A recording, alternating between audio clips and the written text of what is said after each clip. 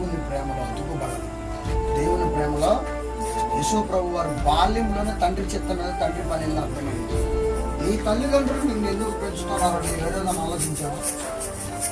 ఆలోచించకుండా నీకు మరో గైడెన్స్ అందుతుంది. నీ హృదయంలో, నీ తలంపుల్లో, నీ శరీర భావాల్లో, నీ హృదయ ఆలోచనలో మరొక కాన్సెప్ట్ నీలో మొదలవుతుందంటే నువ్వేమైపోయావు?